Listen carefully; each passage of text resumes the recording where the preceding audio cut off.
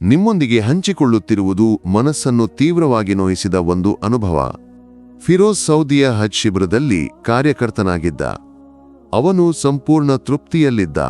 ಕಾರಣ ಅವನು ತೀವ್ರ ದೇವಭಕ್ತನಾಗಿದ್ದರಿಂದ ತನ್ನ ನಂಬಿಕೆಯ ಪ್ರಮುಖ ಕರ್ಮದಲ್ಲಿ ಕೆಲಸ ಮಾಡುವುದು ಅವನಿಗೆ ಅಪಾರ ಆತ್ಮವಿಶ್ವಾಸ, ಸಂತೋಷ ಮತ್ತು ತೃಪ್ತಿಯನ್ನು ನೀಡಿತ್ತು.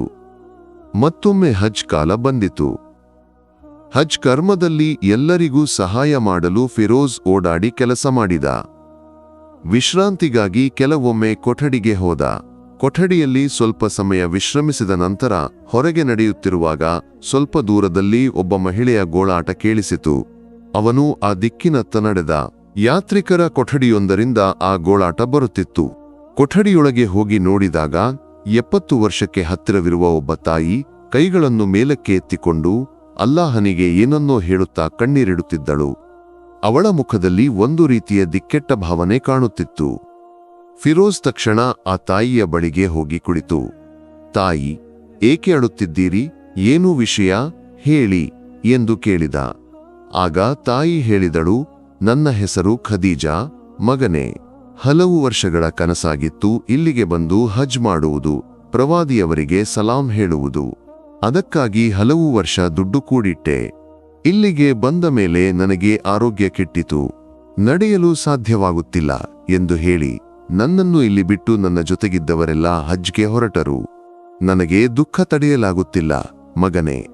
ಇದನ್ನು ಕೇಳಿ ಫಿರೋಜ್ನ ಮನಸ್ಸು ತೀವ್ರವಾಗಿ ನೋಯಿತು. ಆ ತಾಯಿಯ ದುಃಖವನ್ನು ನೋಡಲಾಗಲಿಲ್ಲ.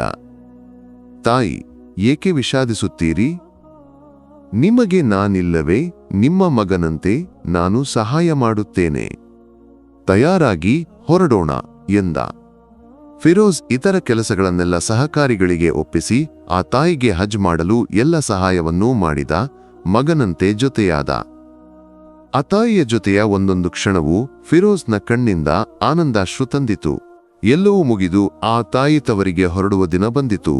ಅವರ ಮನಸ್ಸಿನ ಸಂತೋಷ ಅವರ ಮುಖದಲ್ಲಿ ಕಾಣುತ್ತಿತ್ತು. ಅವರ ಮುಖದಲ್ಲಿ ಒಂದು ವಿಶೇಷ ದೀಪ್ತಿ ಮೂಡಿತ್ತು.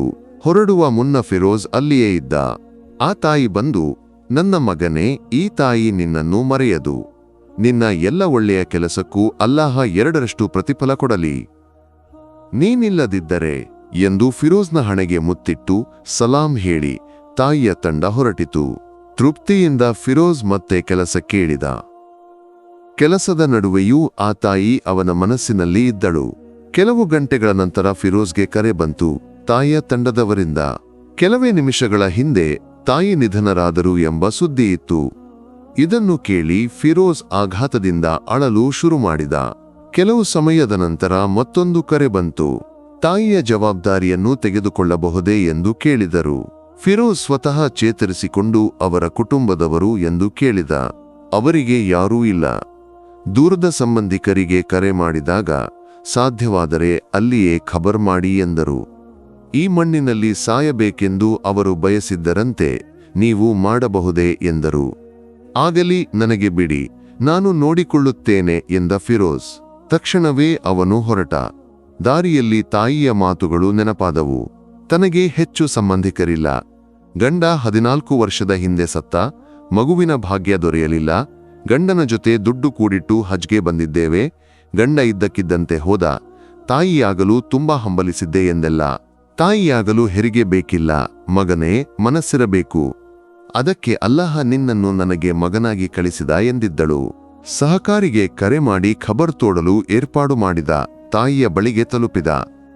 ಮುಖವನ್ನು ಮುಚ್ಚಬೇಡಿ ಎಂದು ಮುಸುಕನ್ನು ಸರಿಸಿದ. ನಗುತ್ತಿರುವ ಮುಖವನ್ನು ಕಂಡು ಫಿರೋಜ್ ಕಣ್ಣೀರಿಟ್ಟ. ಸಾವಿರಾರು ಜನರ ಜೊತೆ ತಾಯಿಯ ಜನಾಜಾ ನಮಾಜ್ ನಡೆಯಿತು. ನಂತರ ಖಬರ್ಗೆ ಇಡಲಾಯಿತು. ಆಗ ದೂರದಿಂದ ಒಬ್ಬ ಅರಬ್ ಸಹೋದರ ಓಡಿಬಂದ. ಕೈಯಲ್ಲಿ ಒಂದು ಕಂದಮ್ಮನ ಶವವಿತ್ತು. ನನ್ನ ಮಗನ ಶವವನ್ನು ಇದರ ಜೊತೆ ಇಡಬಹುದೇ ಎಂದು ಕೇಳಿದ.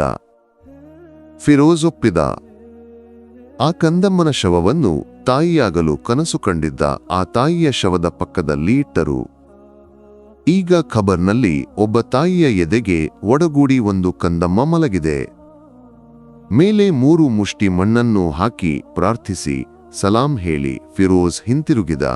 ತಾಯಿಯ ಎದೆಗೆ ಒಡಗೂಡಿ ಒಂದು ಕಂದಮ್ಮ ಇಂದು ರಾತ್ರಿ ಮಲಗಿದೆ. ಅಲ್ಲಾಹ ಸುಬ್ಹಾನವತಾಲ ನಮ್ಮೆಲ್ಲರನ್ನೂ ಈಮಾನ್ನೊಂದಿಗೆ ಸಾಯಿಸಲಿ. ಆಮೀನ್.